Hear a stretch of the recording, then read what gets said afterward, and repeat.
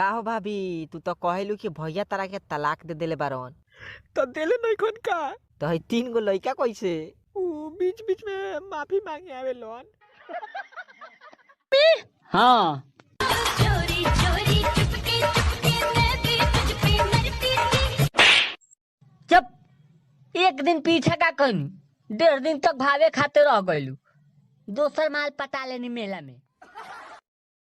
रे अब ते बात से ना, अब ते मार से डरइबे।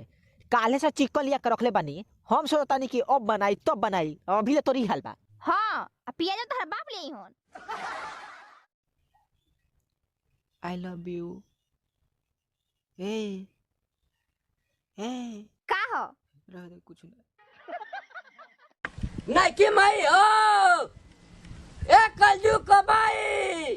अब पाका बाकी है बेरा मुआबे करी। का हो भाभी, तू तो कहेलू कि भैया तारा के तलाक दे देले बारन। तो देले नहीं खन का तो हई 3 गो लइका कैसे? ऊ बीच बीच में माफी मांगे आवे लोन।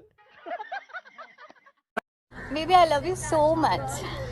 पर मैं किसी और से प्यार करता हूँ। क्या बोला? बेबी आपकी स्माइल से। ओह मौत को छू के टक से वापस आ सकता है। रुको ना, मैं थोड़ा स्मोक करके आता हूँ। मेरे होते हुए दूसरा नशा करेगा। नहीं कि मैं हो एक कलजू कमाई। अब पाका बाकी है बेरा मुआबे करी। रे अब ते बात से ना, अब ते मार से डरइबे। काले से चिकन लिया के रखले बानी, हम सोचतानी कि अब बनाई तब बनाई, अभी ले तोरी हाल बा। हाँ पिया तो बाप ले होन।